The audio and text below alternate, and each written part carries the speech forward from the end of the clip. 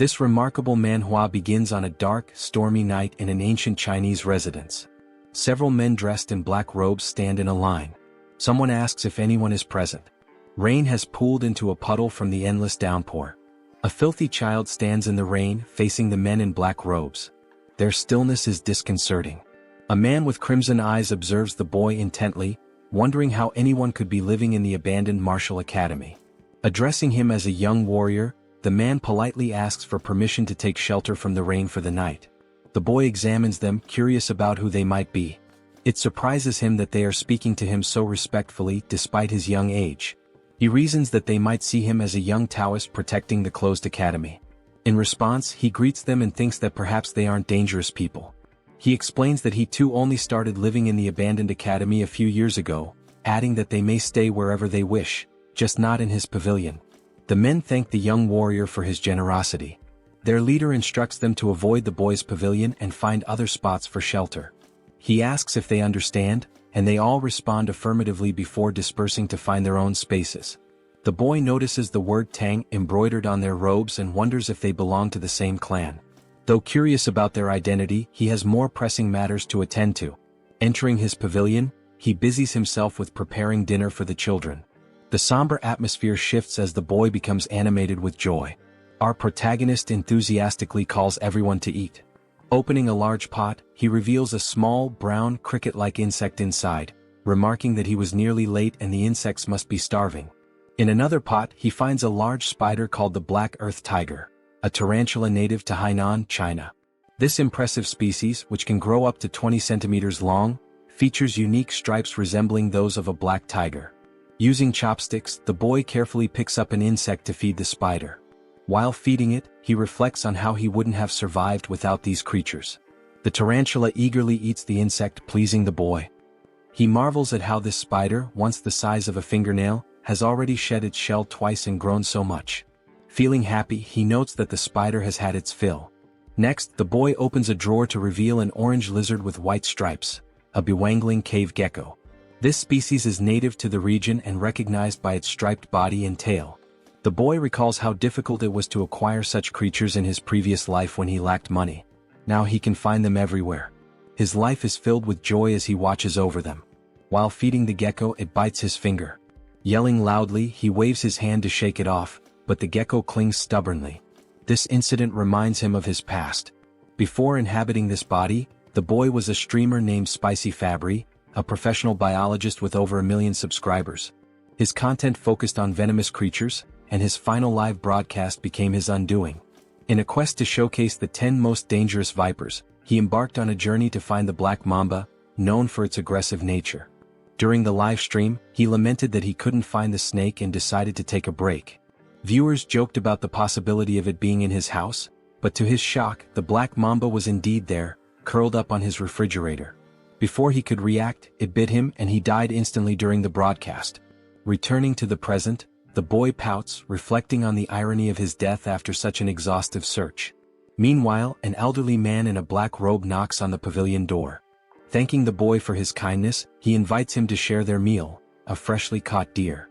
Excited at the prospect of eating proper meat rather than snakes or lizards, the boy eagerly accepts the invitation. The group gathers around a bonfire as the deer cooks. Noticing the boy's intense gaze at the food, the elder reassures him that it will take time to cook. To pass the time, he begins asking the boy questions about his age and living situation. Embarrassed but obliging, the boy answers his inquiries. The boy felt embarrassed when he realized he'd been staring at the deer for too long. Allowing the elder to ask his questions, he listened attentively. The elder wanted to know if the boy lived alone and how old he was. Unsure if he was 14 or 15, the boy decided to fabricate a story, claiming that a childhood head injury had left him with poor memories. When asked if he was staying there by himself, the boy confirmed, explaining that he lacked any real talent and survived by catching snakes and selling their skins. The elder expressed disbelief that the boy engaged in such dangerous work, but the boy simply shrugged, saying he was used to it. Just then, someone brought over some cooked meat for them to eat. An old man commented on how hungry the young warrior must have been. The boy gratefully thanked the elder, happily noting it had been ages since he'd last eaten meat. As he took a bite, pure joy spread across his face. In his mind, he thought, this is what happiness feels like. The older men watched him with smiles, their amusement evident. As he ate, the elders took the opportunity to ask more questions. The elder explained that they were searching for something unusual and wanted to know if the boy had seen anything strange. Initially hesitant, the elder eventually decided it was safe to share the details since the boy lived alone and wouldn't cause trouble. The patriarch explained they were looking for a centipede with a blue spot on its body. Surprised, the boy asked how large the centipede was. The patriarch explained that an adult could easily swallow someone his size. Pale with shock, the boy realized his assumption that he'd been transported only a few centuries into the past might be wrong. He could be in an entirely different world. The white-haired elder reassured him, saying they were close to capturing the creature. Curious, the boy asked if they intended to keep it as a pet. The question amused the elders and the white-haired man burst into laughter. The patriarch chuckled, commenting on how funny the young warrior was. Through laughter, the elder clarified that raising the centipede wasn't their goal, they needed it for medicinal purposes. Confused, the boy probed further. Initially suspecting them of being traitors, he began wondering if they were involved in illegal drug making. He asked how a centipede could serve as medicine. The elder explained that his granddaughter was gravely ill, and only the inner core of the blue spot centipede could save her. Moved by their determination, the boy thought about the lengths parents would go to for their children. Though he felt sorry for the centipede, he decided to help them, especially since they had treated him to meat. The boy began discussing the centipede, and the patriarch eagerly asked if he had seen one. He admitted he hadn't but suggested he might know where they could find it. Drawing on his vast knowledge as Spicy Fabre, a former biologist and streamer with expertise in venomous creatures, the boy recalled facts about centipedes. Among the millions of species on Earth, around 20,000 are venomous, and he knew all of them by heart. Centipedes were no exception. In his mind, he visualized opening a book and flipping through its pages, searching for the specific information he needed. Within moments, he closed the book, having found the answer. Back in reality, he told the elders he might know where the centipede could be. Startled but intrigued, they pressed him for details. The boy asked which areas they had already searched. They explained they had explored to the north and east of the academy, primarily along the riverside during the day. Hearing this, the boy wasn't surprised by their lack of success. Smirking, he remarked, "Of course you couldn't find it." The elders, puzzled, demanded an explanation. The boy began to lecture, explaining that centipedes belong to the Arthropoda phylum and the Calopoda class, preparing to share his knowledge of their habits and habitats. Centipedes have a broad range of habitats, and being cold-blooded, they require shelter to regulate their body temperature and maintain humidity levels. Interestingly, unlike most insects with a waterproof outer layer, centipedes have weak waterproofing and pores in their shells, making them averse to wet environments. They thrive in high-humidity areas but avoid waterlogged places, as they can't survive long without moisture but dislike excessively damp conditions. Because of this, the blue spot centipede is unlikely to be found in jungles or near rivers. The elders were skeptical. They believed centipedes preferred environments like cracks in rotting wood. The boy clarified that while smaller centipedes might dwell there, the larger ones they were seeking wouldn't. Big centipedes avoid jungles and riverside rocks since these areas lack sufficient hiding spots. The elders exchanged glances, silently communicating. They then asked the boy where the centipede might be found. Promising a significant reward if he helped, the boy smiled and pointed westward, suggesting they search the Rocky Mountains in that direction. He explained that large centipedes rest under warm rocks during the day and come out at night. A few hours later, the search party scoured the Rocky Mountains. The patriarch climbed a tall, narrow rock, observing the surroundings. One of the men suggested that the young warrior might have been mistaken. The patriarch decided to end the search for the day, signaling the team with an arrow. As the men gathered around a bonfire, they were visibly exhausted but still clung to hope, trusting the boy's intelligence. The patriarch, deep in thought, eventually spoke, his voice heavy with emotion. He lamented that his daughter, Huayun, was the greatest talent in the Tang family's history and questioned why the heavens seemed to abandon her. Suddenly, a voice announced the Grand Patriarch's return. The patriarch welcomed him and they gathered around the fire. The Grand Patriarch confirmed that he too had failed to find the centipede. With Huayun's condition worsening and only a few months left, he doubted they could locate the creature in 10 days. A heavy silence fell. The patriarch suggested exploring the southern region the next day. The Grand Patriarch agreed but added that they hadn't found any traces so far. Hearing this, the patriarch suddenly burst into laughter, realizing something he had overlooked. He exclaimed that they were indeed in the right place. The Grand Patriarch was puzzled and asked if he had seen anything. The Patriarch replied no, but the Grand Patriarch elaborated.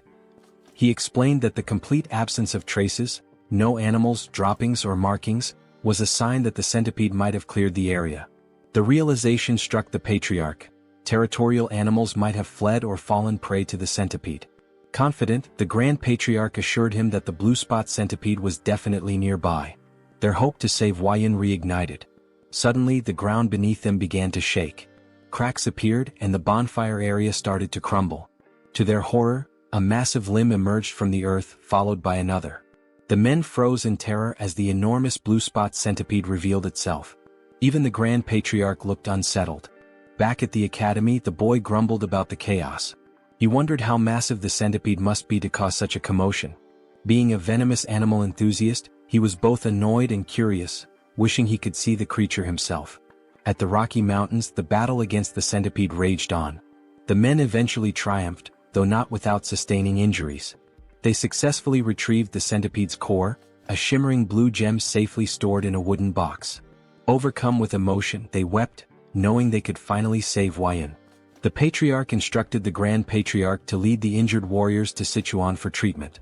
When asked why he wasn't coming, the Patriarch explained, "Grudges are carved in blood, but favors are carved in stone. That's the way we live." In summary, they still had matters to resolve. The Grand Patriarch finally understood and admitted how he had nearly made a grave mistake by focusing solely on Huayan. He agreed it would be appropriate to welcome the young warrior as a guest and grant his requests. The Patriarch instructed the injured warrior to receive treatment in the village while he went to visit the young warrior. He considered that the young warrior might also be curious about the recent events. Meanwhile, the young warrior was casually enjoying the company of 3 small yellow Pokemon-like creatures. The young warrior found himself in a peculiar situation.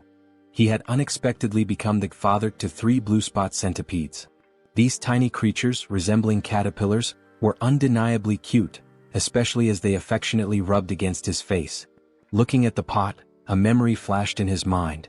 When he had brought the eggs home, he cleaned them and placed them on his nightstand.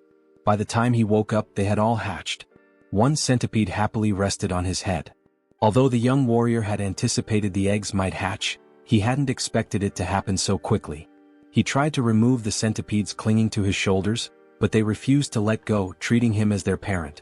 A flashback revealed what had transpired the previous night. Driven by curiosity about the massive blue spot centipede, the young warrior had ventured into its lair, despite knowing the risks. During his search, he accidentally kicked an insect in frustration, causing him to lose his balance and drop his torch. Thankfully, the 3 eggs he had collected remained safe. Relieved that the rain had stopped, he realized how lucky he had been to retrieve the eggs without losing them. Determined to protect the eggs, he hurried back home, promising them a proper bath once he arrived. Back in the present, the young warrior felt satisfied that even though he couldn't see the live adult centipede, he had managed to save its offspring. He reminded himself that they wouldn't need food until after their second molting, but it was a challenge dealing with them constantly clinging to his body. Thinking of a solution, he smirked and decided to take a shower, hoping the water would make them leave him alone. Elsewhere, the elder patriarch arrived at the academy and approached the pavilion. Knocking on the door, he called out to the young warrior but received no response. After a brief hesitation, he turned the knob and entered the room. Inside, he noticed herbs, jars and medicines, which made him wonder if the young warrior was a healer. Feeling it was intrusive to enter uninvited, he decided to leave, but the rustling sound from a pot caught his attention. Curious, he opened the pot and found a spider inside. His gaze shifted to the drawers where he discovered a gecko. Checking another pot, he saw beetles, alongside eggs and dried snakes scattered around. The elder was astounded. He couldn't comprehend how the young warrior managed to raise such venomous creatures and their offspring. Even the Tang clan, well-versed in handling poisons, had only been able to extract venom, not cultivate eggs like this. The elder realized his encounter with the young warrior was the true stroke of luck, far beyond the centipede's discovery. As the young warrior appeared and greeted him, the elder noticed the boy's concern about his bandaged arm. Dismissing it as a minor injury, the elder began to share something important but was interrupted by a sudden ominous energy. An explosion rocked the entrance behind them, and a shadowy figure began to emerge. As its form became clear, it resembled an ogre with a single eye and burn scars on one side of its face. The elder immediately shoved the young warrior aside, urging him to flee. The young warrior was caught off guard and confused. The monster let out a deafening roar and moved with alarming speed, attacking with its hand. The elder blocked the strike with his uninjured arm, enduring immense pain. The monster retaliated, throwing the elder back and sending him crashing into the ground. The area filled with dust as the elder struggled to catch his breath, coughing up blood. He realized the monster's strength rivaled that of his own father. He desperately told the young warrior to escape, but when the dust cleared, the scene revealed the young warrior being held in the air, choking as the monster gripped him tightly. The young warrior gasped for air as the monster roared with laughter. The creature mocked him, claiming he had heard that members of the Tang clan had arrived in Hainan. It sneered, saying no one could have imagined that the son of the myriad poison's divine sovereign would end up wounded and alone. The elder calmly retorted that he had no idea who the monster was and demanded to know why both he and the young warrior were being targeted. The creature scoffed, asking if its disfigured face and powerful fists didn't make it obvious.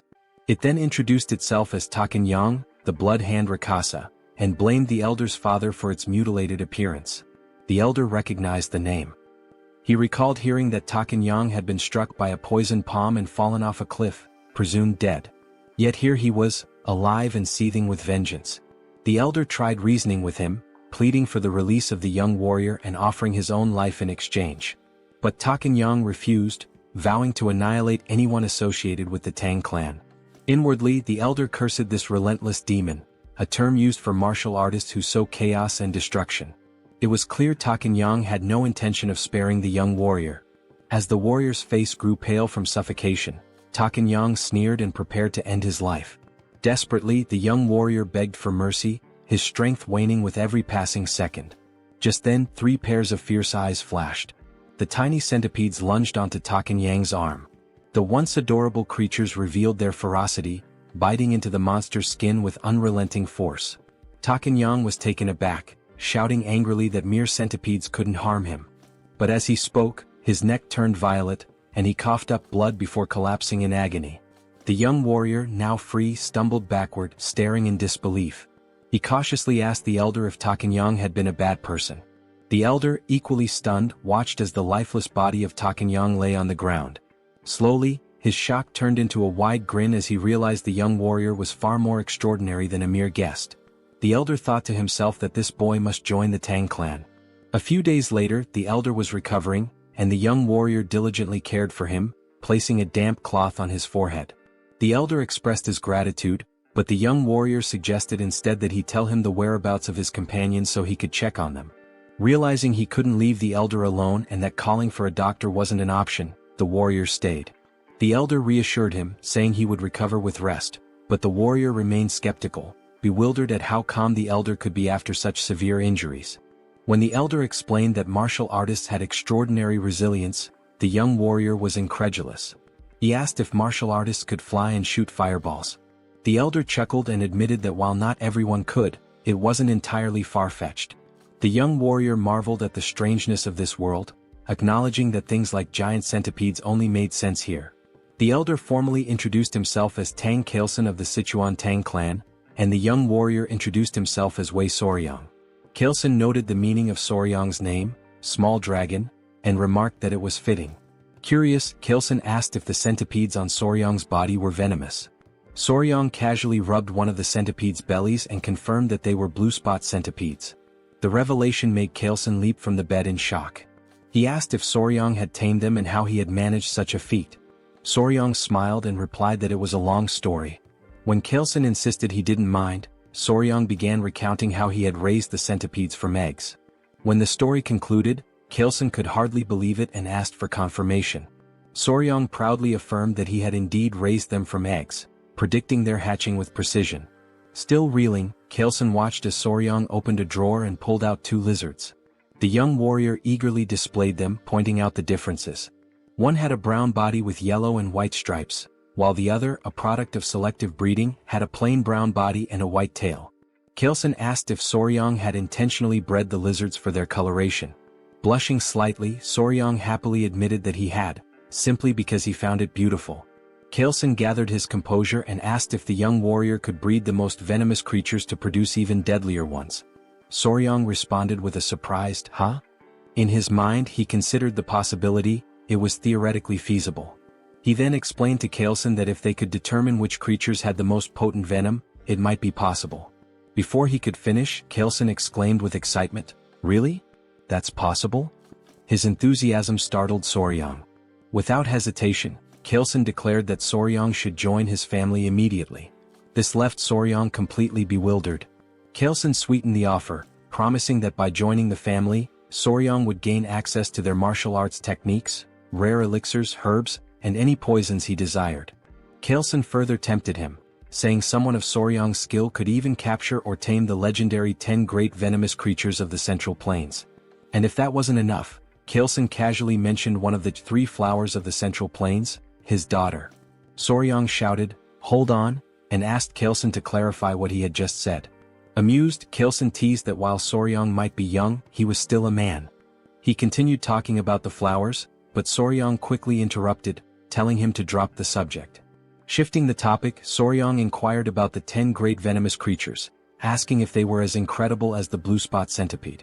Kaleson enthusiastically confirmed, explaining that while the blue spot centipede was remarkable, it ranked far below the legendary creatures.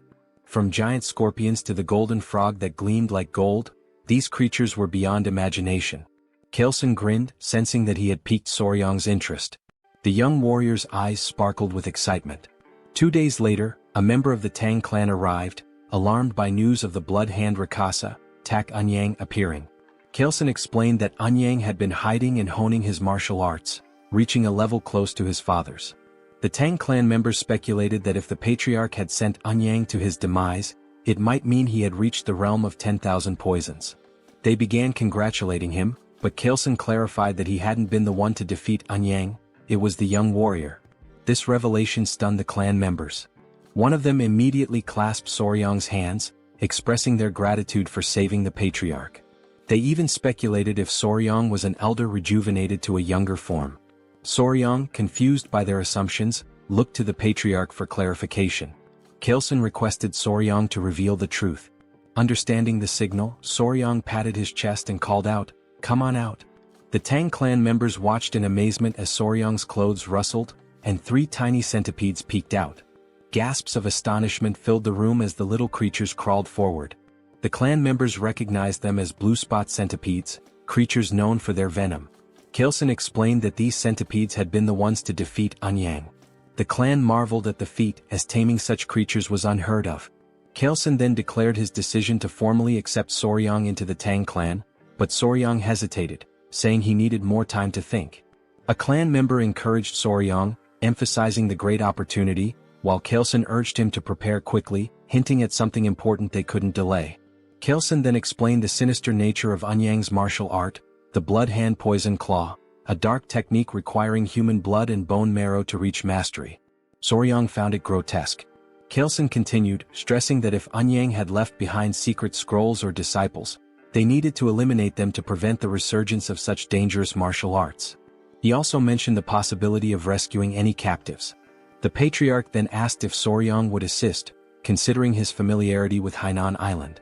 Soryang appeared pensive, realizing that joining the Tang clan would be a lifelong commitment. He thought to himself that before committing, it was essential to observe the clan's dynamics, just like assessing a workplace during an internship. Soryang agreed to help once the patriarch recovered. They praised his decision, but Soryang privately resolved to use the opportunity to evaluate the Tang clan thoroughly. After 3 days, Kaleson was well enough to travel. Together, they journeyed to a village near an abandoned martial academy, suspected to be Anyang's base. There, they began investigating reports of missing villagers. An elderly man mentioned that 1 or 2 people typically go missing in the jungle each year, but there haven't been any patterns of regular disappearances. Chilson fell silent, lost in thought. They thanked the village chief for sharing the information. The chief replied humbly, expressing his honor in assisting the renowned patriarch of the Sichuan Tang Clan. They then took their leave, though they hadn't uncovered any significant leads. As they made their way through the forest, Soryang remarked to Chilson that there didn't seem to be anything unusual about the village. Chilson explained that when Anyang had revealed himself, it had been in that area, but the exact location was difficult to pinpoint. Soryang found it equally strange that there were no traces left behind. Remembering Anyang's words, he suddenly had an idea. Soryang asked if Chilson recalled what Eunhyang had said when he appeared. Chilson admitted that he didn't, as he'd been knocked away by Eunhyang's attack at the time. Soryang reminded him that Eunhyang had claimed to have heard that the Tang clan had come to Hainan, implying someone had informed him of their presence. Soryang proposed they retrace their steps through the places the Tang clan had visited in Hainan and ask around with Eunhyang's portrait. The Tang clan members were taken aback by Soryang's quick thinking. It made sense that someone who had seen them would have tipped off Eunhyang. Energized by the idea, they set out immediately. Their journey brought them to a gloomy village. One Tang clan member reported hearing rumors at the Hainan port that this was the village they were looking for. Chilson confirmed it was a place where the Halai people lived, and he assumed they wouldn't be hostile. However, the village had an eerie, lifeless atmosphere. When the Tang clan called out, asking if anyone was around, a villager noticed them. The villagers appeared weak and sickly. An elderly man, possibly the village chief, approached while holding the hand of a frail little girl. Two guards accompanied them, also looking unwell. Kaleson introduced himself politely, while Soryang observed the interaction. He noticed how weak the child looked and how lifeless the villagers seemed. Soryang began suspecting something unusual. Many villagers appeared to have taken some kind of medicine. The chief denied that anything was wrong, insisting there were no missing villagers or unusual events. He abruptly told them to leave. When Chilson tried to point out the disproportion between the number of houses and the few people present, the chief cut him off, repeating that there was nothing of interest and urging them to leave again. Both Kaleson and Soryang were puzzled. Kaleson whispered to Soryang, wondering why the Halai people who should have been welcoming were acting this way. Soryang had no answer. Just then the little girl collapsed. Everyone was startled. The chief quickly cradled her in his arms, tears brimming in his eyes. He called out to her, saying she was his only remaining family and begging her not to leave him. The scene moved Kaleson, who stepped forward and offered his help, explaining that he had some knowledge of medical arts. The chief hesitated and then asked if it was Central Plains medical knowledge. Kaleson confirmed that, while he wasn't a physician, he had some expertise in medicine. The chief finally allowed him to examine the child. Before they entered, the chief explained that a plague had been spreading in the village, killing children and weakening healthy adults. He begged Kaleson to try to save his granddaughter. Kaleson promised to do his best. As they were ushered inside, Soryang asked a Tang clan member if the elder truly knew medical arts. The member explained that the Tang clan's deep knowledge of poisons also made them skilled in medicine. He added that martial arts training often begins with an understanding of one's own body, which includes medical knowledge. Soryang thought to himself that if he joined the Tang clan, learning medical arts would be far preferable to mastering their terrifying poison techniques. However, his thoughts were interrupted when the man casually mentioned that they sometimes tested poisons on captured criminals to study the effects. Soryang's expression turned comical as he realized this meant human experimentation, making him increasingly uneasy. Meanwhile, the streets of the village were eerily quiet. Inside one of the homes, Kaleson sighed and explained that he had transferred some of his ki to the girl, stabilizing her breathing. The chief was overwhelmed with gratitude and begged them to save his only granddaughter. Kaleson brought up an important point, noting that something seemed strange about the child's pulse. He asked if she had been born with a weak heart. The village chief explained that her illness began about 6 months ago. Not only his granddaughter but others in the village also started falling ill around the same time. They referred to it as a mysterious disease. That was why he initially told them to leave when they arrived at the village's entrance. Kaleson reassured the chief, saying he would provide good medicine for the heart. He asked the chief to gather the villagers so they could distribute the remedy. Overcome with emotion, the chief burst into tears, expressing his heartfelt gratitude. Soryang quietly observed Kaleson's actions with admiration. Later that night, as Kaleson walked with Gu Pai, a member of the Tang clan, Pai acknowledged the effort Kaleson had put into treating the villagers. Kaleson thanked him before Pai inquired about the symptoms. Kaleson explained they were unusual: lethargy, swollen eyes, mild fever, irregular pulses, but the most severe cases all involved heart issues. Curious, Kaleson asked about Soryang's whereabouts. Pai replied that Soryang, likely exhausted from helping despite having no martial arts training, had gone to bed. Kaleson agreed that it was understandable and decided to check on him. Pai offered to lead the way. When they entered Soryang's room, they found him sleeping soundly on the bed, with 3 centipedes resting in a basket nearby. Kaleson observed from the doorway before suddenly stepping inside. Without hesitation, he raised his hand and slapped Soryang. Soryang jolted awake, clutching his stinging cheek, confused and in pain. He demanded to know why Kaelson had hit him. Kaelson, with a serious expression, apologized and explained there had been a bug on Soryong's face, and he had only wanted to get rid of it. Soryong looked at him skeptically but allowed Kaelson to explain further. Kaelson said he had come to check on him before going to bed but noticed the bug. In this region, venomous insects were common, so he had acted quickly to prevent any danger. He showed Soryong the bug, a large, unsettling creature. Soryong was startled by the sight and then seemed to piece something together. He asked Kaelson if all the patients with different symptoms shared one common condition: arrhythmia. Kaelson confirmed this.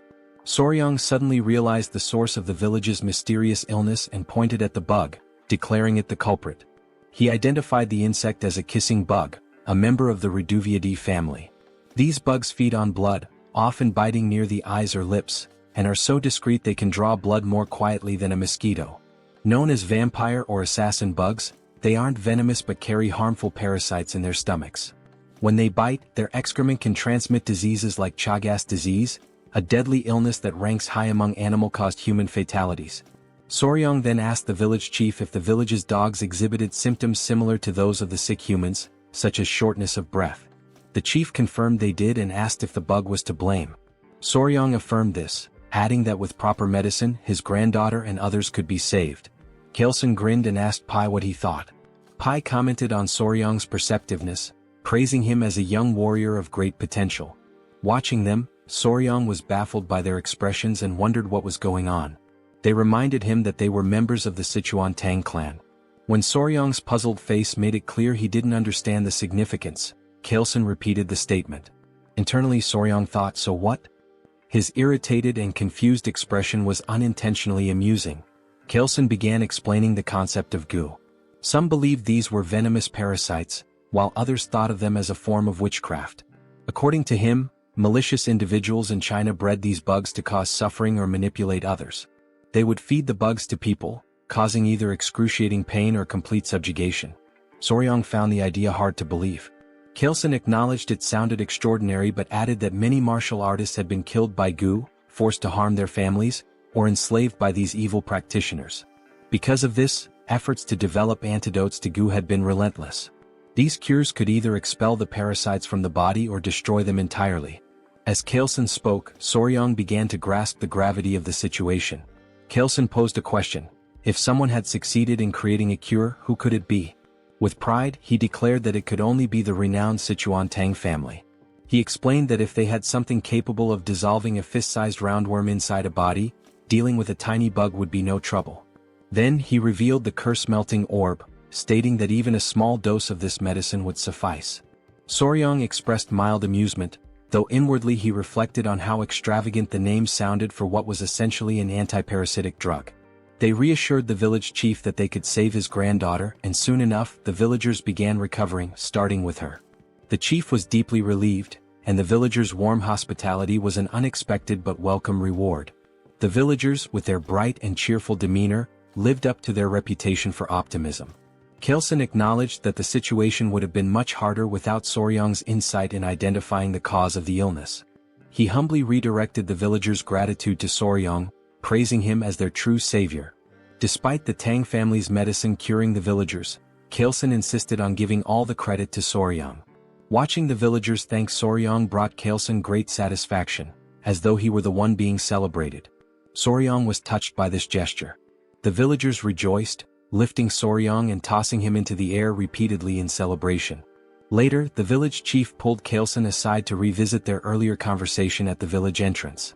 When Kaelson asked what it was about, the chief mentioned the villages where people had gone missing. Intrigued, Kaelson asked for more details. The chief explained that one of the women in their village, originally from another settlement, had shared a troubling story.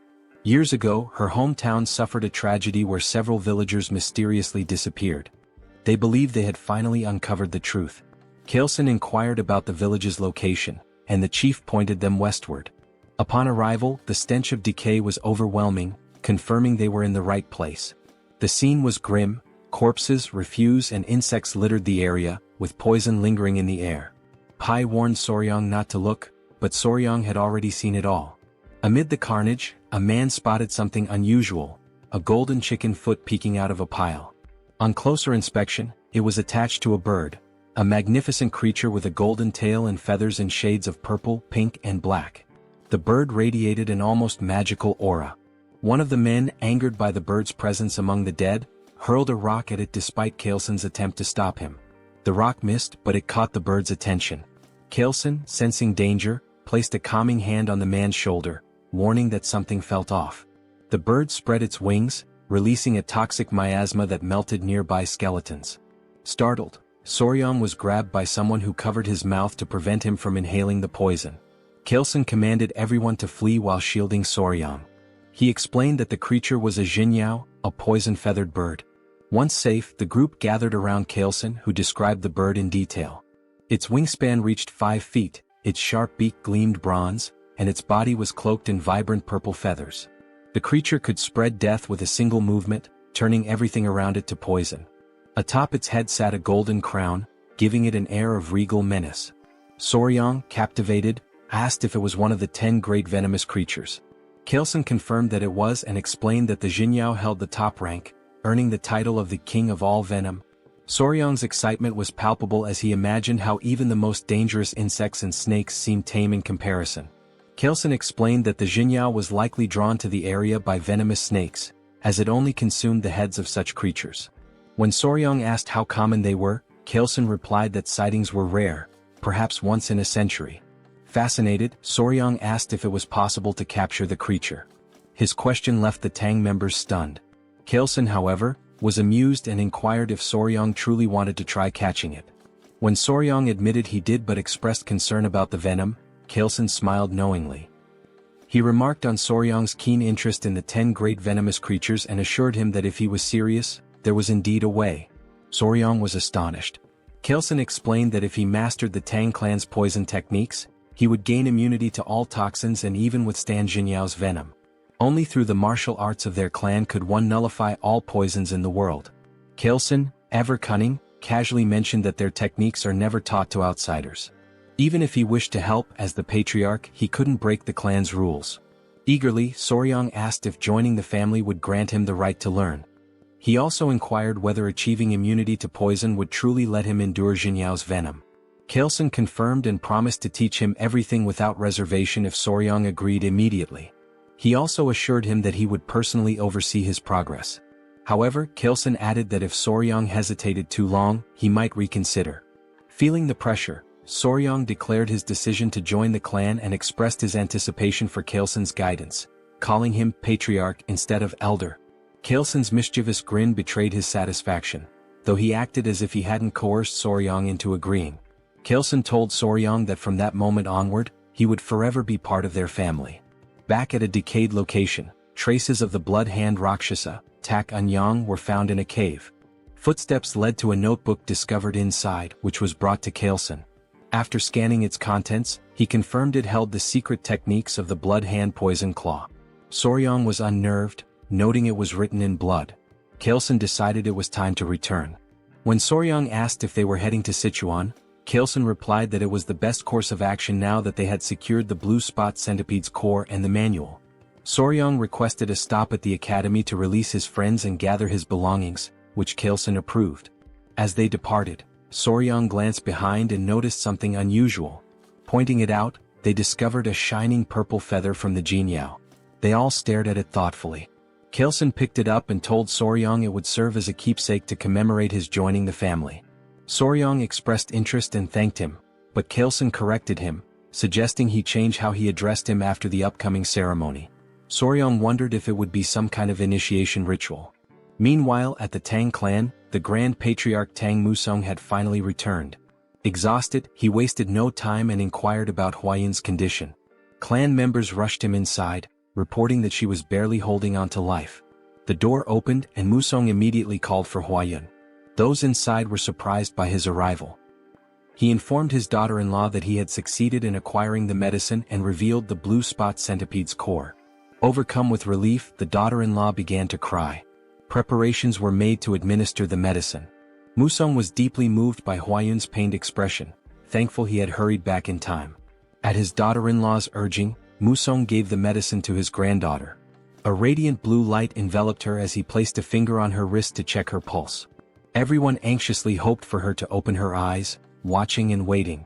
Meanwhile, Soryang felt groggy, marveling at the vastness of the Central Plains, which far exceeded his expectations.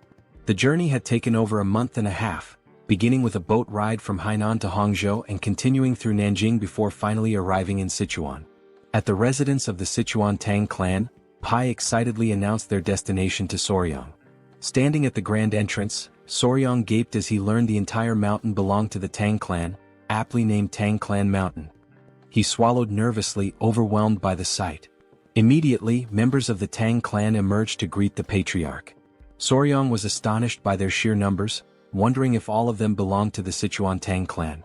Among the crowd, a girl in a red dress ran toward them, her face lit with tears of joy as she called out for her father. It was Huayan. She embraced her father tightly, crying tears of relief. Soryang meanwhile was spellbound.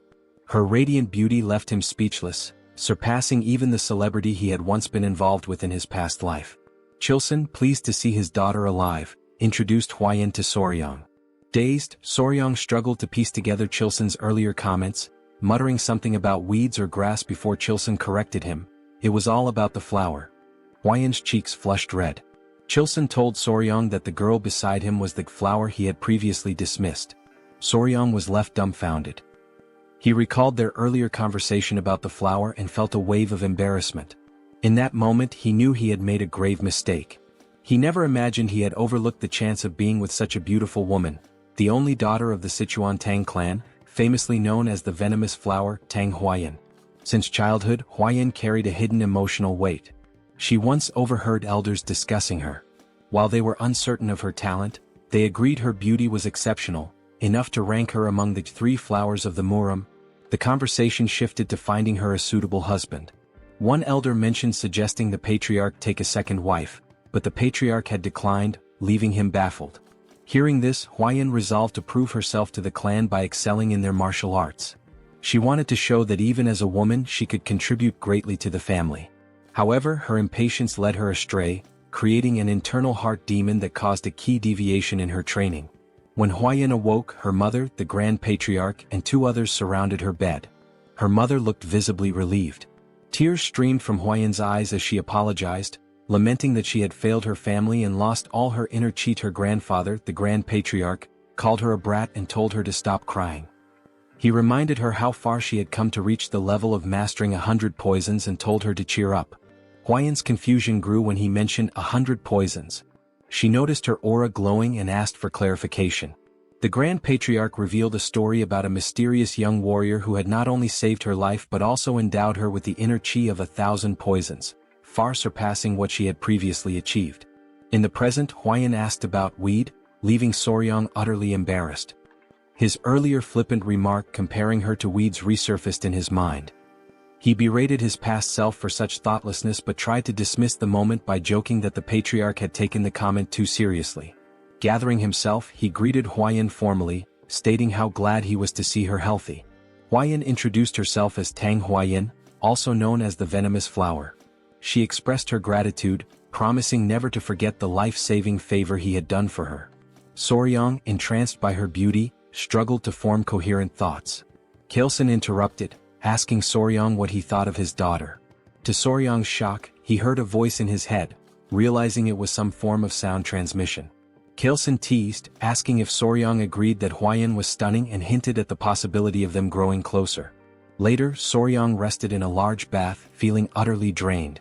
Nearby, the centipedes he had cared for were sleeping peacefully in a basket. He noticed one waking up and, surprisingly, smiling at him.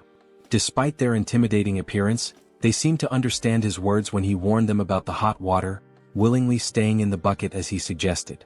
Amused by their behavior, Soryang recalled Pai's mention that centipedes were spiritual creatures. He made a mental note to learn more about them later. However, Chilson's earlier remarks about Huayan lingered in his mind, leaving him restless. At another pavilion, the family gathered around a large table. The Grand Patriarch, the Patriarch, his wife, and Huayan. Chilson announced his decision to give Soryang the East Wing Room, a space traditionally reserved for couples in Chinese residences. The Grand Patriarch questioned if Soryang was truly that talented.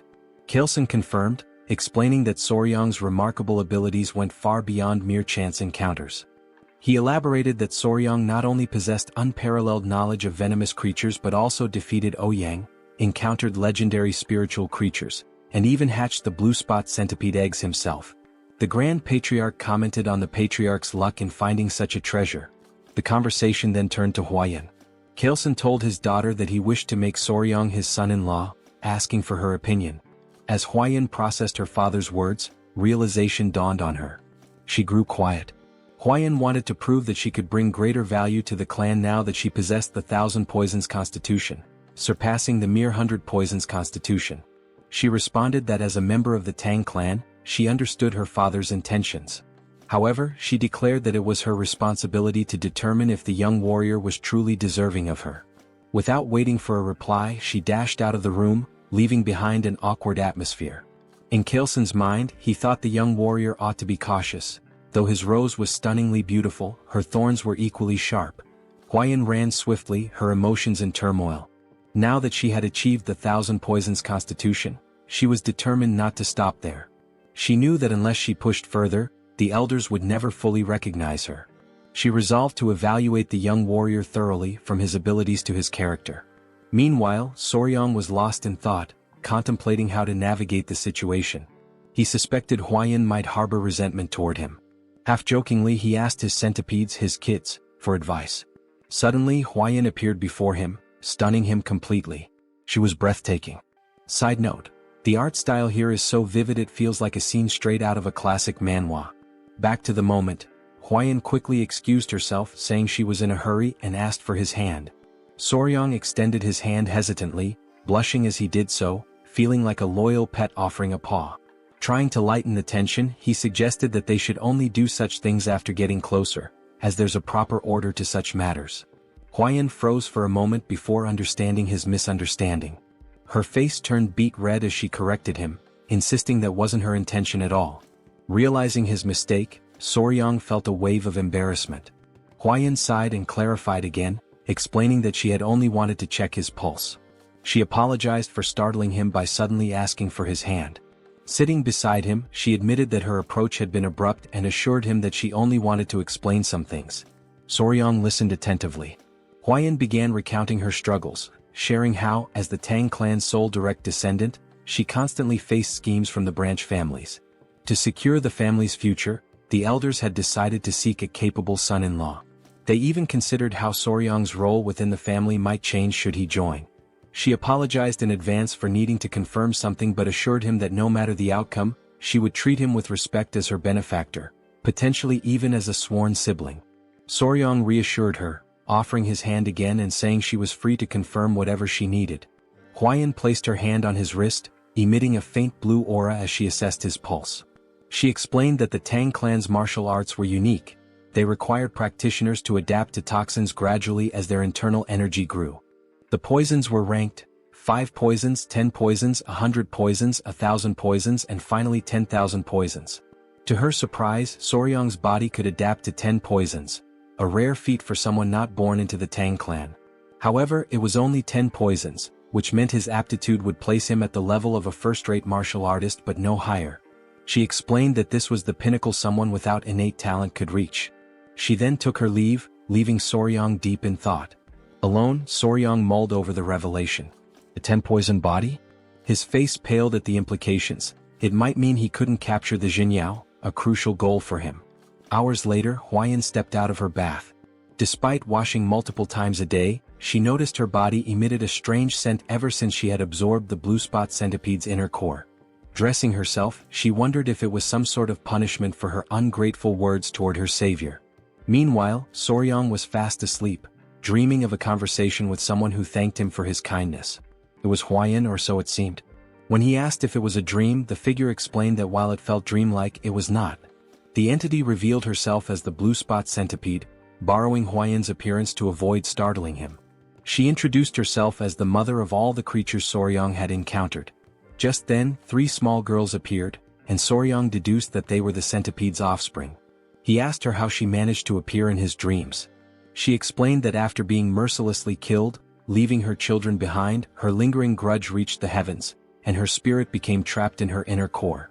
She added that while she had been cursing the girl who consumed her core, An opportunity to resolve her grudge arose, allowing her to manifest in his dreams. This was possible because he had taken all her children with him. Soryong silently acknowledged his role in revealing her location, which indirectly led to her demise. Though unintentional, he still felt responsible for the death of the blue spot centipede. Watching her, he listened as she asked if her benefactor could grant her one request. Without hesitation, he promised to fulfill whatever she wished. Her request was simple. She asked him to care for her children until they were fully grown. Soryong was puzzled, noting that centipedes typically become independent after molting twice. She clarified that while this was true for ordinary centipedes, her species was unique. Until her offspring molted twice, they required the flow of qi from their mother's inner core to survive. Only afterward could they sustain themselves by feeding on the qi of other beings. This revelation led Soryong to ask whether the children needed to remain with Huayan, as she had consumed the inner core. The mother centipede explained the circumstances. She admitted that, in her anger, she had cursed Huayan, causing her body to emit a foul odor. The curse ensured no man would approach her, preventing her from ever having children. However, she was willing to lift the curse if her children were allowed to absorb the qi from Huayan's inner core. Perhaps in this way, Soryong could even win the girl's heart. Soryong considered her words carefully before smiling and responding that it didn't feel right. He couldn't take advantage of Huayan's predicament. The mother centipede admired his integrity and asked how he planned to handle the situation. She reminded him that Huayan sought strength in a man, and she couldn't magically procure the inner cores of the 10 great venomous creatures to aid him. This sparked an idea in Soryong. He asked her to trust him, assuring her that everything would work out. The next day, Soryong and Huayan sat side by side. Huayan now understood that the strange smell emanating from her body was due to the blue spot centipede's inner core. Soryong explained that by attaching the centipedes to her body every few days and letting them absorb the qi, the odor would naturally fade away. Huayan hesitated before asking if he was truly okay with helping her without asking for anything in return. She knew he could easily demand compensation for his assistance. Soryong smiled and told her he couldn't bring himself to exploit a woman's difficult situation, refusing to act shamelessly. Huayan was surprised by his response and felt guilty. She told him she couldn't continue accepting his kindness without offering something in return. Her father's words began to weigh more heavily on her. Seeing Soryong's selflessness made her realize that qualities beyond talent or martial prowess were important. Soryong then shared his own thoughts. Referring to her earlier remark about his 10-poison body, he revealed an ambitious plan. Since he could only absorb 10 types of toxins, he resolved to fill those slots with the toxins of the 10 most venomous creatures in the Central Plains. Huayan was shocked, interpreting his words as a bold declaration to become the strongest under the heavens, all for her sake. The thought made her cheeks flush. For Tang Huayan, one of the 3 flowers of Murim and the venomous flower of the Tang Clan, this was the first time a man had made such an audacious confession to her. Blushing, she asked if he realized what he had just said. Soryong, confused, replied that he didn't. Huayan told him the path he spoke of would be incredibly difficult and demanding, potentially requiring 10, 20, or even a lifetime of effort. Soryong's face fell as he worried aloud about how long it might take, amusing Huayan as she continued to blush. Then, with growing embarrassment, Huayan brought up that Soryong was only 15 years old. She told him that in 3 years, when he came of age and was ready for marriage, if he succeeded in defeating even one of the 10 great venomous creatures by then, she would consider it. Blushing deeply, she admitted that if he succeeded, there might even be a possibility of a wedding. She cheered loudly, saying she would be rooting for him, then bolted away. Soryong was confused and called out to her. She stopped, turned around, and asked if there was anything else he wanted to say. He suggested that she get some rest and stay for a couple of hours. Embarrassed, she hesitated but eventually returned. He reassured her there was no need to worry since the little centipedes wouldn't bite.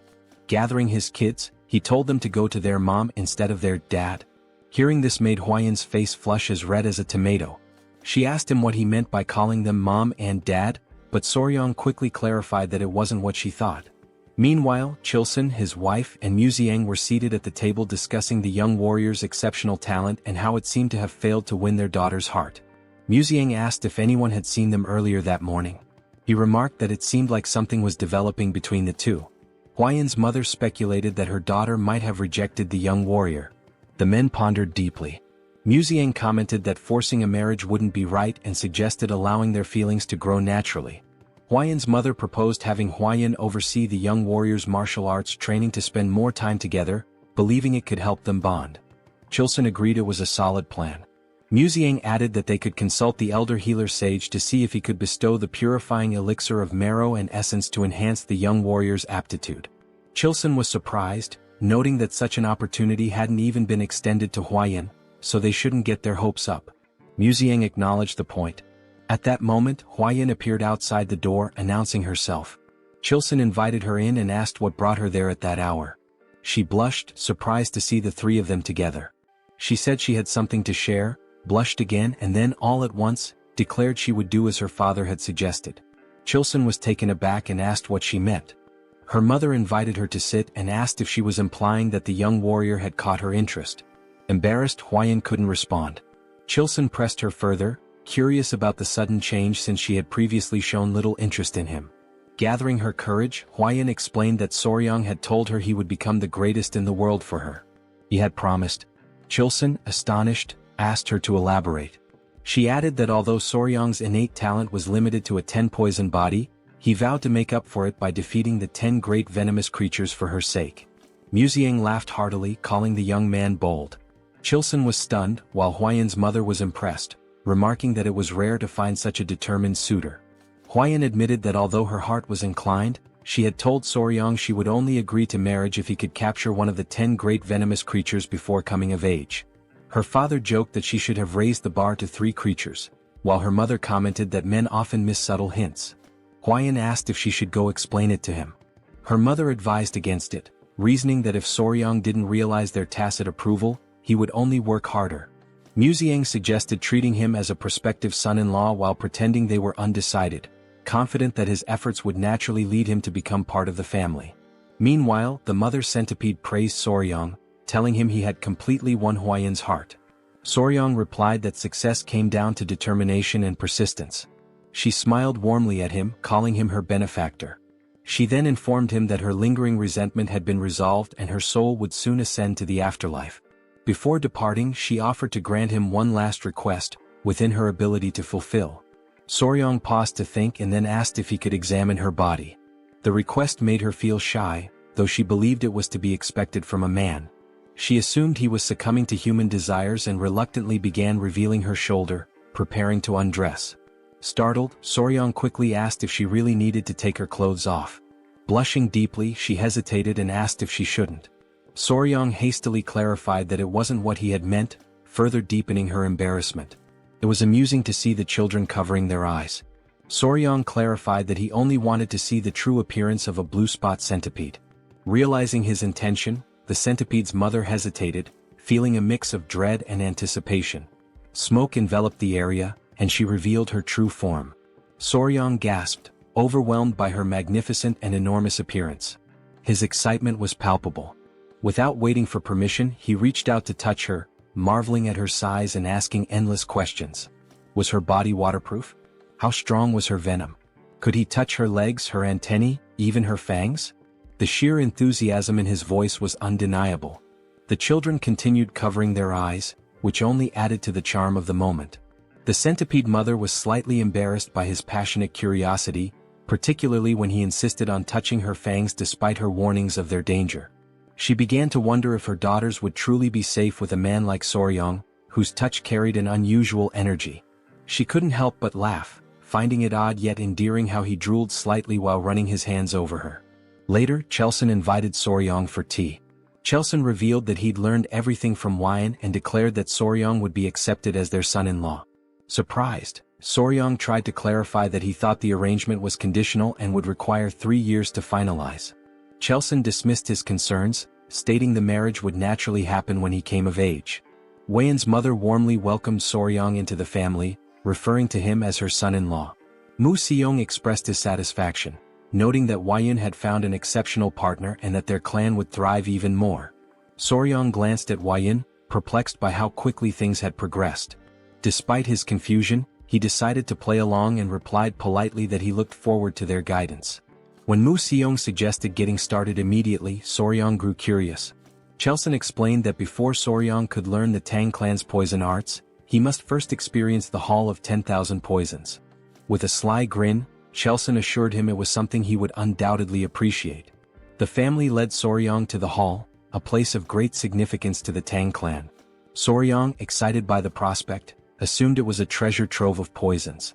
However, as they walked, his attention drifted to Weian's side profile. He couldn't help but admire her beauty, likening the moment to a living portrait. His obvious admiration didn't go unnoticed by his in-laws, who exchanged amused glances. Chelson teased him, joking that if Soryang kept staring at his daughter like that, he might wear out her face. He reminded him that Weian was his woman now, yet Soryang gazed at her as though she were still untouchable. Weian's mother chimed in, noting that Soryang seemed utterly captivated by her. Both Weian and Soryang turned crimson with embarrassment. As they approached the hall, 3 men stood before a massive iron door. 2 muscular guards flanked a Tang clan official, who welcomed the Grand Patriarch and his grandson-in-law. At Musian's command, the gates were opened. The guards strained against the weight of the colossal doors, forged from rare Kunyu steel sourced from the southern wilderness. As the doors creaked open, Soryang observed the immense effort required. Though the gates finally yielded, the guards were visibly drained.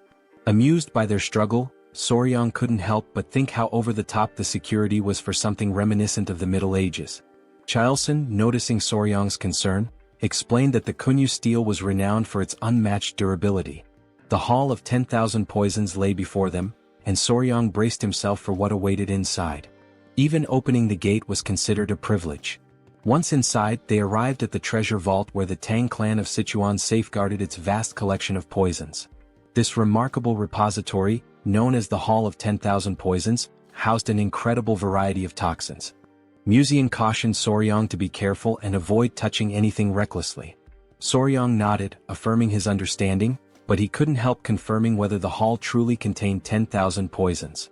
Chelson chuckled, explaining that the poisons were meticulously classified into categories like paralysis poisons, sleep poisons and countless others. The elders, always playful, decided to tease the young pair. Chelson suggested that Weian explain the poisons to Soryang, knowing he would enjoy learning from her. The suggestion made both Weian and Soryang blush with embarrassment. Despite her awkwardness, Weian accepted the task.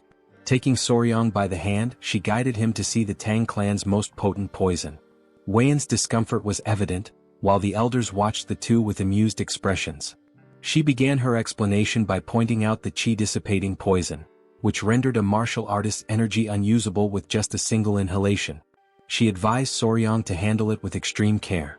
She then introduced other deadly poisons: the alimentary canal necrotizing poison, the spirit-destroying poison, the bloody pulp poison, and even the infamous 7-step soul-snatching poison. Each was immensely powerful, but Weian emphasized that the strongest poison of the Tang clan was something far beyond these. She handed Soryang a tiny seed. Confused, he noted to himself that it resembled a tiger bean.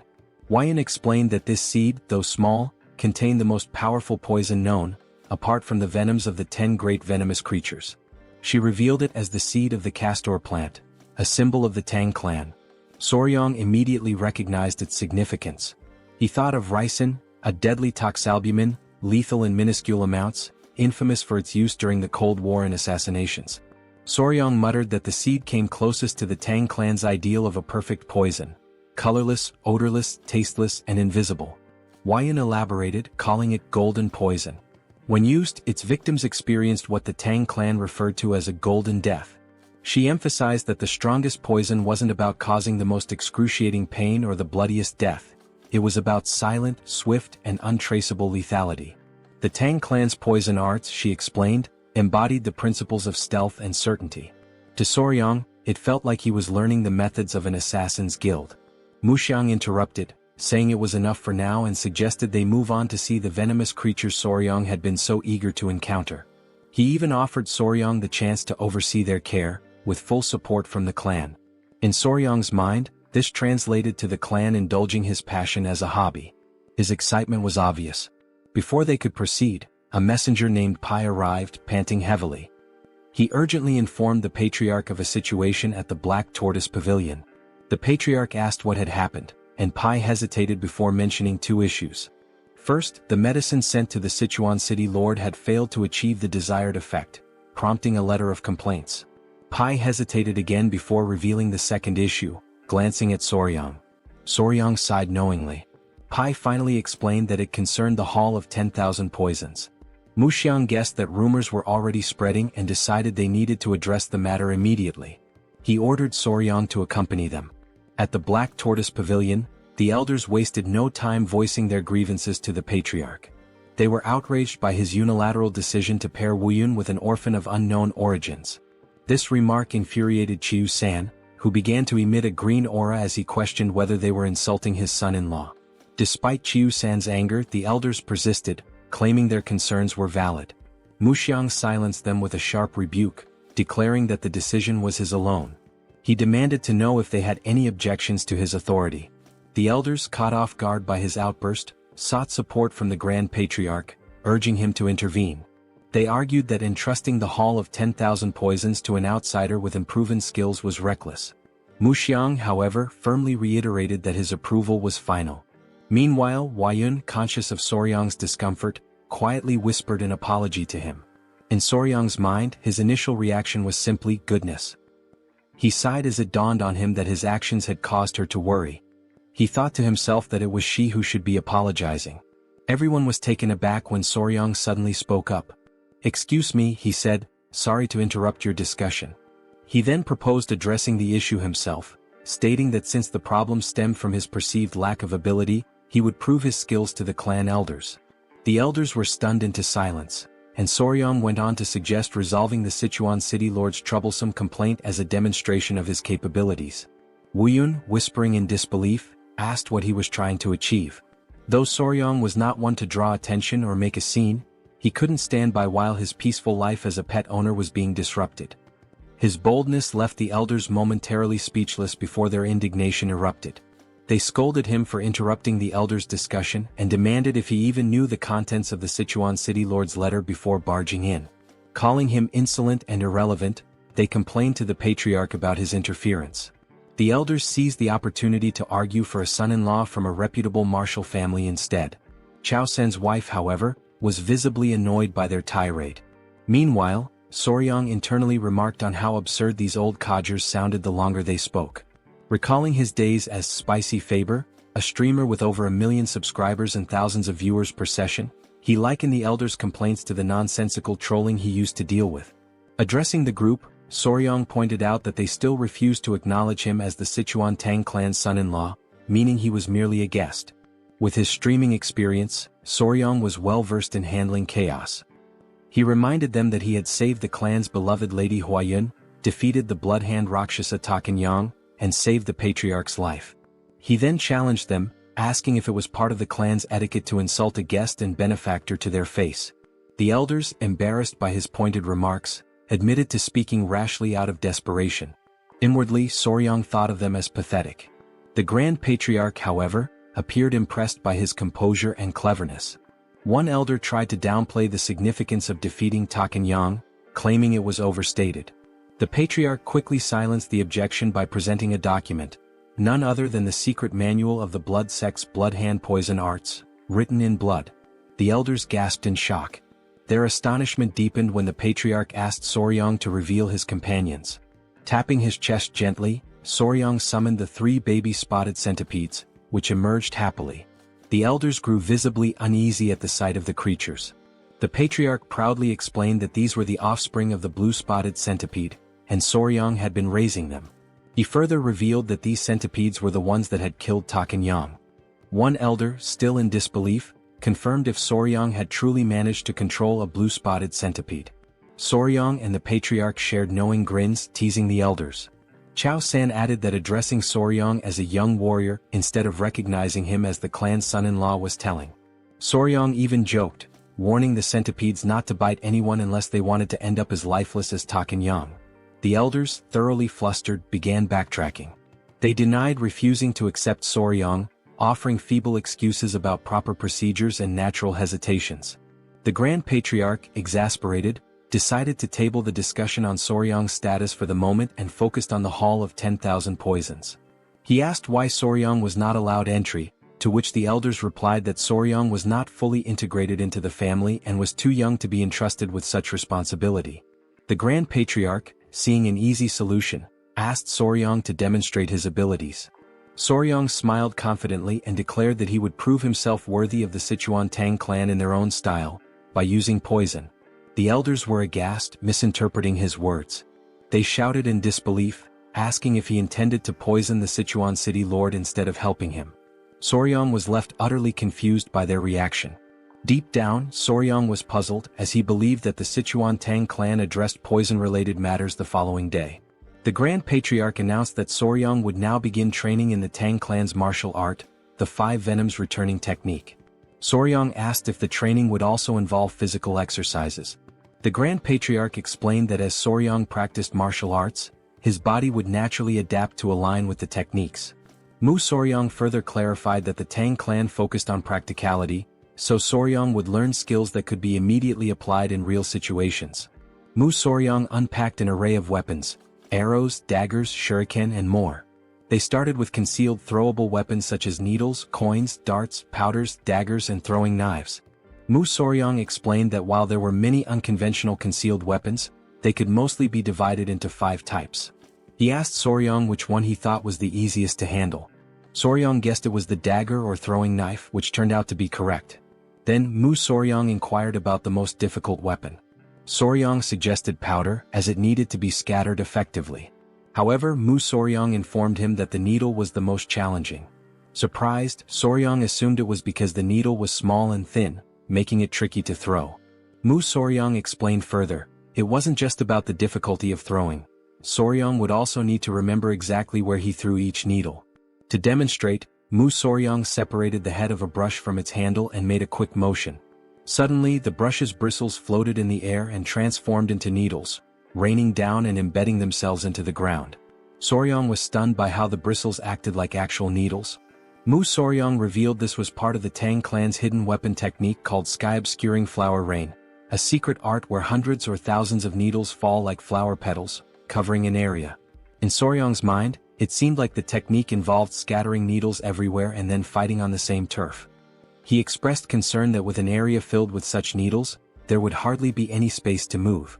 Mu Soryong laughed and confirmed his assumption, adding that Soryong would have to remember the needles' positions to avoid falling victim to his own technique. To Soryong this seemed almost unbelievable. He broke into a sweat as he confirmed with Mu Soryong that he would need to remember the positions of needles that deflected opponents as well as those that missed their mark. Mu Soryong affirmed this, informing him that with the 5 Venoms body, he'd need to memorize at least 100 positions just to begin. Soryong turned pale at the thought. Afterward, Soryong collapsed face first onto the ground. Lady Huayan arrived, wearing a beekeeping suit, and asked if she looked ready. She explained that she had heard he was planning to catch a hornet and wondered if the suit was unnecessary. Soryong assured her it wasn't, her suit would allow them to catch one themselves instead of waiting for it to come. Huayan asked if he knew where the hornet's nest was, and he replied that she'd understand once they arrived. Huayan informed him she had spotted a nest nearby, so they headed out together. As they walked, Huayan brought up the letter sent to the Sichuan city lord and asked if Soryong had read it. Soryong confirmed he had. Blushing, Huayan expressed concern that he might not fully understand the letter's contents due to his young age. Soryong responded confidently, remarking that yang qi, a man's vital energy, was indeed important. Embarrassed, Huayan quickly told him that was enough, but it was clear he already understood. The great issue troubling the Sichuan city lord, as Soryong revealed, was erectile dysfunction. His rod was no longer functioning. Huayan grew suspicious of Soryong's knowledge on the subject, given his age. Soryong brushed it off, explaining he had lived alone for some time. Embarrassed, Huayan quickened her pace. A few hours later they arrived at the forest. Soryong became distracted by the creatures there, and Huayan had to keep him focused until they reached their destination. The nest was located inside a small cave-like hollow, which seemed like an ideal spot for hornets. As they approached, Huayan asked what it meant to find a hive without bees. They put on their headgear as Soryong explained that while they were looking for hornets, they wouldn't be capturing any bees. Huayan was confused but followed his lead. They reached the hole, and Soryong explained that the venomous insect they sought was more likely to be found in smaller, weaker hives. Huayan hadn't known this but was relieved to see that the hive seemed to contain what they needed. An insect emerged from the hive, and with a swift movement, Soryong caught it using chopsticks. They hadn't come there to catch a hornet. The insect they were after was something else entirely.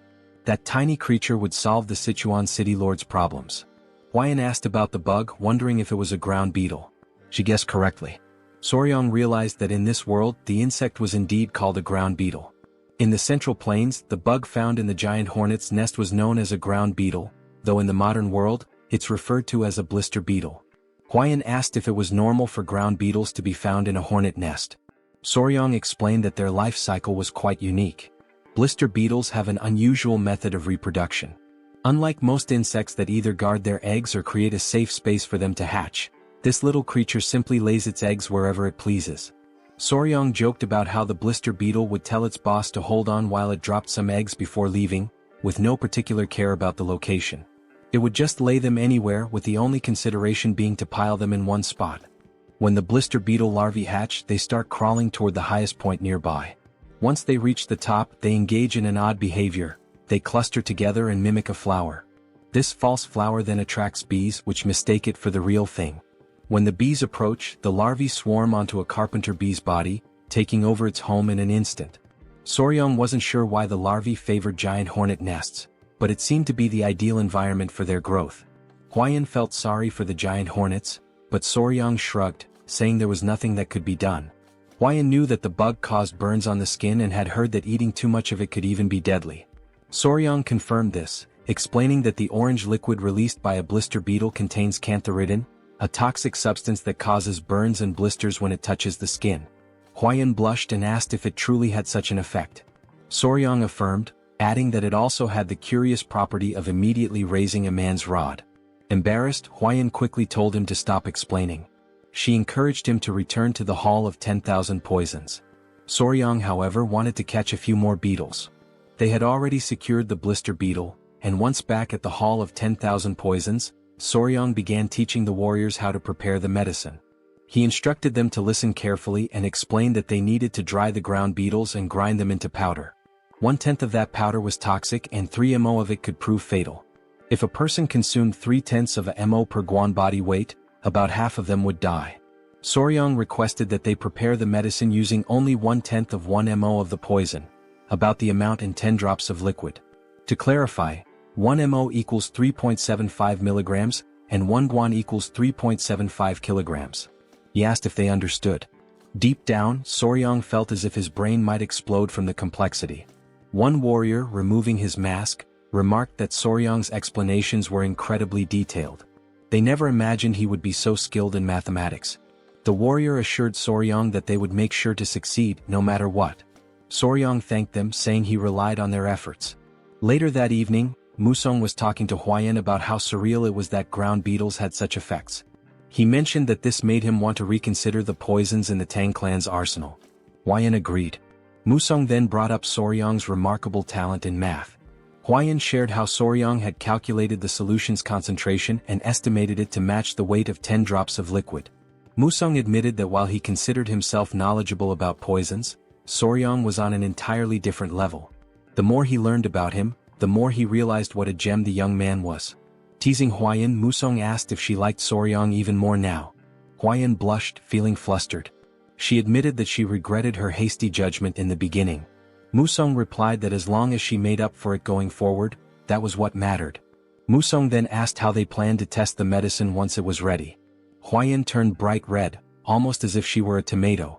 She mentioned that the branch family elders were saying Soryong had been too insolent. Soryong responded confidently that he'd test it by confronting the clan elders directly. Musong was left speechless, his jaw hanging open in shock. He laughed loudly, finding the boy amusing. The next day, everyone gathered in the hall. The clan elders were doubtful.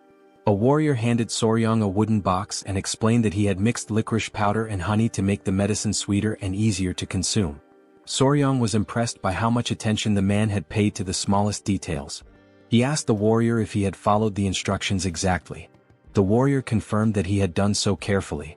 Other clan members scoffed, saying they were making too big a deal out of it. They even questioned how amazing it could truly be. The patriarch silenced them and then asked Soryong how he planned to prove the medicine's effectiveness. Soryong feigned surprise at the question. The clan elders shouted that it was only natural they needed confirmation. One elder yelled that they would never dare send unverified poison to the city lord of Sichuan. Another elder agreed, adding that if something went wrong it could lead to disaster. Soryang calmly responded that they had no other choice. The warrior understood, but the elders were confused. They grew irritated, feeling as though Soryang was implying they should test it themselves. A loud elder snapped at Soryang, asking if he even understood what that substance was. Another elder commented that Soryang had been out in the world for so long that it seemed like even his insides had turned black. Soryang grinned and called for his grandfather. Museong appeared, asking what he needed. Soryang brought up Museong's earlier statement that those who mastered the Tang clan's martial arts were never afraid of poison. Museong agreed with Soryang's plan and confirmed the statement. Soryang pointed out that the elders' reaction seemed to imply they were afraid. Museong agreed once more. Soryang taunted the great elders of a clan that was surely skilled in mastering 100 poisons. He used reverse psychology, saying that surely they weren't afraid of something as simple as ground beetle poison. This provoked the elder, who then split the medicine into two. He claimed they had no fear of such a trivial poison and consumed it. The elder warned Soryang that if the medicine didn't work, there would be consequences. The elder declared that they would uphold the laws and principles of the clan. They chewed the medicine and a tense silence followed. Then they smirked and declared that nothing was happening. However, one elder felt his manhood stir. The long slumber of the snake was over. Embarrassed, the elders quickly tried to hide their reactions, and from that day on, the clan's laws and principles were firmly set, with a hint of humor. The medicine was sent to the city lord of Sichuan, and its effects were proven to be excellent.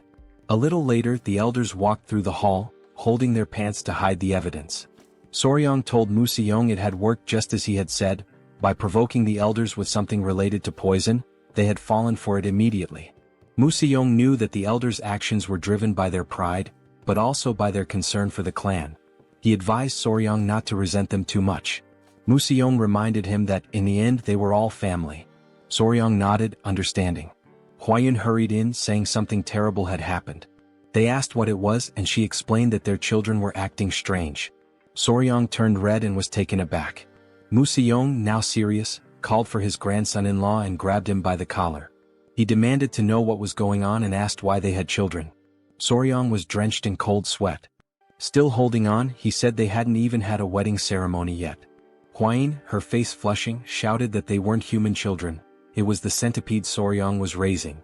Soryang looked surprised and worried, quickly asking what had actually happened to the centipedes. He explained that he had been doing a lot of physical training lately and had asked Miss Huayun to look after them in the meantime. However, due to her recent efforts, she had completely forgotten about them. Suddenly concerned, he asked to see where his daughters were, but Huayun told him they weren't with her. The old man, witnessing this scene, was left in utter shock. Sometime later, the three small centipedes were shown looking sickly. Not understanding the situation, Soryang asked Huayun if it had happened suddenly. She confirmed, saying they had seemed fine earlier, and asked if he thought they were ill. Their colors looked pale and their shells appeared strange. Soryang quickly realized what was happening and reassured Huayun not to worry. He explained that the process was called molting, during which creatures like centipedes shed their hard shells. He added that it was likely the time for it to happen. Huayun, still uncertain, asked if it was truly okay, and Soryang reassured her it was natural and would happen soon. The first centipede started moving within its shell, and moments later, it broke out, revealing something unexpectedly adorable. Everyone was amazed at what they had just witnessed, and Huayun noticed the other two centipedes were also starting to crack their shells. Seconds later they emerged as well.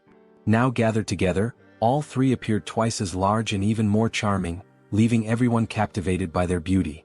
Huayun asked Soryang if he had names for them yet, but he admitted he hadn't thought about it. After a brief pause, he suggested calling them number 1, number 2, and number 3. Without hesitation, Huayun rejected the idea, saying such generic names wouldn't do. She explained that centipedes of this species could transform into dragons after living for 1,000 years and deserved names worthy of such grandeur. Soryang, skeptical, dismissed the notion that a centipede could become a dragon, even after a millennium. The old man nervously interrupted, laughing, and explained that these centipedes were known as heavenly dragons, meaning they would indeed transform. Realizing who had been spreading such nonsense, Soryang shook his head but continued thinking of suitable names. After a moment of contemplation, he proposed Nova, Myra, and Grace. Huayun was taken aback. Soryang explained the symbolism behind each name. The first, Nova, represented a beginning. The second, Myra, symbolized fragrance. The third, grace, stood for elegance or kindness. Huayin was charmed by the names and their meanings, agreeing that the father should indeed name his children.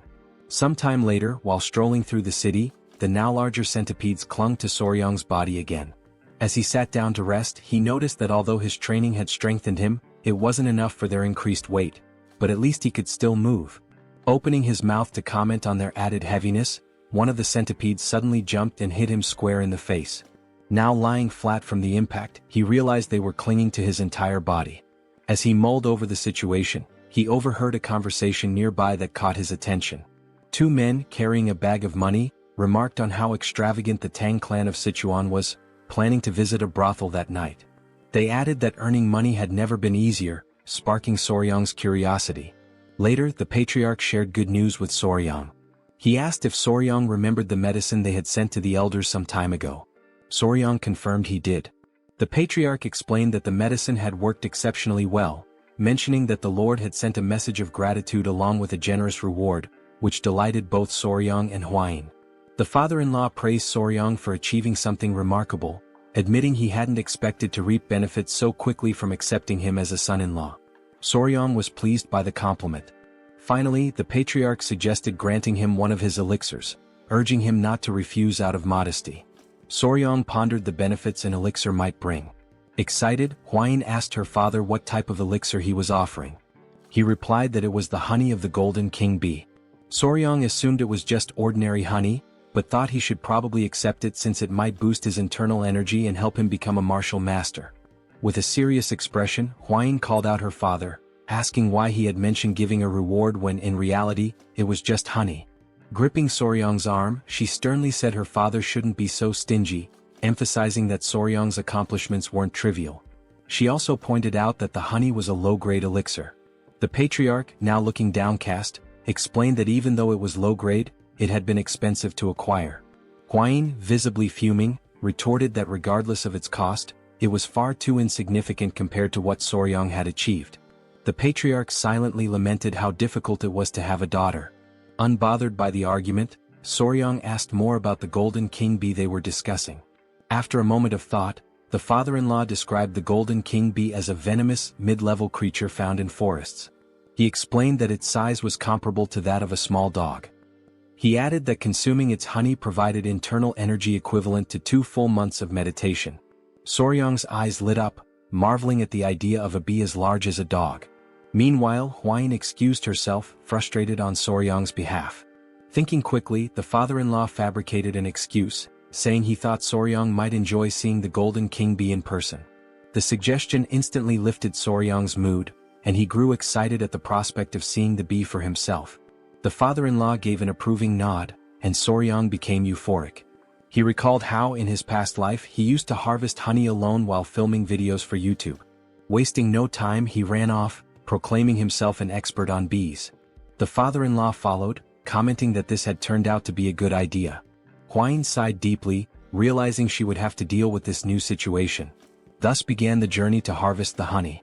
Despite their advanced knowledge, when they arrived, they found two groups arguing over who had the right to collect the honey from that area.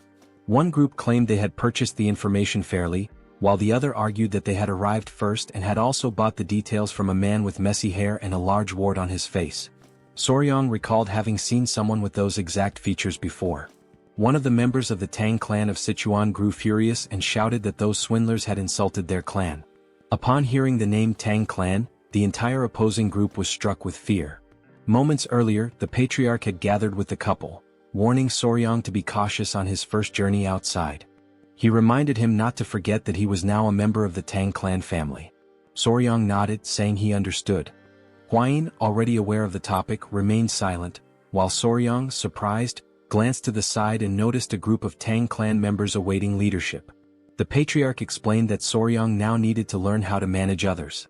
Soryang protested that Huayin would be with him, but the patriarch called him foolish, stating that now that she was his wife, it made him the highest authority. Stunned and confused, Soryang froze when the patriarch referred to Huayin as his wife. Meanwhile, in the background, Huayin reassured him that he would do just fine. Desperate, Soryang promised to do his best. Returning to the current scene, tension filled the air as the two groups glared at each other, vying for the right to harvest the golden king bee's honey. Soryang asked Wolfgang, the leader of the Venomous Blood Unit, if they should share information with the other group. After a moment's thought, Wolfgang questioned who had dared to leak information about the Tang clan of Sichuan. Huayin remarked that whoever had the audacity to sell information bought by the Tang clan must be very bold. Upon seeing her, the opposing group grew visibly uneasy. Recognizing her as the poison flower of the three flowers of Murim and a direct descendant of the Tang clan, they were struck with fear. Realizing their mistake, the leader of the other group apologized, introducing his faction as the Central Wind sect and announcing their withdrawal. He insisted they had no intention of interfering in Tang clan affairs. The other sect members also apologized, vowing to track down the scoundrels who had sold the information. They quickly departed, leaving Soryang amazed and giving him a glimpse of the Tang clan's influence. Naively, Soryang asked if everything was now resolved. However, Wolfgang, with his seasoned experience, responded that it wasn't over yet, explaining that groups with their reputations wouldn't back down so easily. Wolfgang then instructed his men to set up camp nearby and organize shifts for keeping watch, suspecting that the sect members were hiding and waiting for the right moment to strike. He ordered one of his subordinates to gather intelligence on the enemy. Huayin, noticing Soryang's uneasy expression, reassured him with her experience, but Soryang could only think about the honey. The scene shifted to the group observing the golden king bees from a hidden vantage point. The bees were indeed larger, about the size of small dogs. Soryang was captivated by their appearance, and Huayin admitted it was also her first time seeing such bees. The two noted how adorable the bees looked, with their golden fur making them appear even cuter. This was likely the reason they were called golden king bees. Soryang observed that their colony seemed quite small but reasoned that, considering their size, it made perfect sense. He explained that a small hive would usually house around 5,000 to 7,000 bees. This information caught Huayin off guard, prompting her to ask how he knew this without even entering the hive. Soryang replied that, based on his experience, he could deduce it simply by observing the number of bees entering and exiting the hive. Suddenly, someone approached them from behind. They turned to find it was the man sent to gather intelligence. He reported that he had located the sect, who had established themselves on the opposite side and appeared calm, likely waiting for the right moment to act. Wolfgang speculated that they were waiting for nightfall to use the Tang clan's technique to harvest the honey. Curious, Soryang asked about the technique. Wolfgang explained that it involved burning artemisia leaves, whose smoke would calm the bees, providing enough time to collect the honey. Soryang found the method ingenious. The scout then made an observation that left everyone tense. The wind was blowing in their direction. In the silence that followed, Soryang had an idea, pointing out that if the wind was blowing toward them, it would also mask their scent. Huayin agreed. Excited, Soryang leapt up, announcing he would make a quick visit to the hive. Huayin, alarmed, grabbed him to prevent him from approaching the venomous mid-level creatures. Holding onto his clothes, Huayin scolded him, while Soryang insisted he would only do it once. Meanwhile, they accidentally struck a stone, which bounced multiple times and landed near the tree that housed the bee colony. This left the pair frozen in terror. Before they could react, the bees poured out of the tree ready to attack. Realizing the danger, Huayin grabbed Soryang by the neck and bolted far away from the scene. After receiving a stern scolding for causing trouble, Soryang sat on a rock, deep in thought. He began pondering if there was another way to approach the situation. Lighting a fire against the wind could trap them between the sect and the hive. Additionally, he noted that these bees were different from the ones he was familiar with. They could detect vibrations from the ground several meters away. While he was lost in thought, someone approached him from behind. It was Huayin, who announced she had brought the children. She explained that they had finished their meal and were wandering off. Soryang thanked her for her concern. In a gentle tone, he asked the children to behave, and they chirped in agreement. Huayin then sat beside him, making Soryang visibly uneasy. She asked if there had been any progress, to which he replied that he needed more time to think and observe. She apologized, admitting she might be pressuring him too much. Clearly overwhelmed, Soryang insisted it was all in her head and assured her he wasn't feeling pressured. At that moment, Huayin noticed two monkeys near the tree, seemingly in a squabble, making quite a racket near the bees. She pointed out that one of the monkeys looked particularly aggressive. Soryang suddenly caught a strange scent and quickly asked Huayin if she could smell it too. She confirmed, noting it was a sweet aroma. Horrified, Soryang explained that the scent was pheromones released by the bees, signaling an imminent swarm. Without hesitation, Huayin grabbed him and leapt away to safety. From a secure distance she looked back, astonished. A massive swarm of golden king bees had emerged, attacking the noisy monkeys near the hive. The bees bit relentlessly, leaving the monkeys covered in painful welts. The poor creatures had no chance. Now hidden, Huayin asked Soryang how he knew the bees were going to attack, even before hearing their buzzing. He explained it was the sweet scent the bees had emitted. She remarked that now that he mentioned it, the smell resembled a flower's fragrance. Before she could finish her thought, Soryang interrupted, asking if she could distinguish the pheromones and recognize the scent. She confirmed, identifying it as the scent of magnolia flowers. This revelation brought a smile to Soryang's face. As he prepared to speak further, Huayin blushed, sensing his enthusiasm.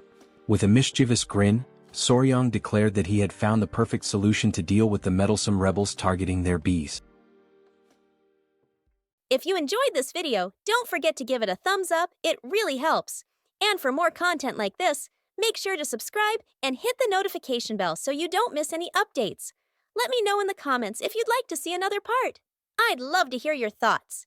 See you next time. Bye-bye.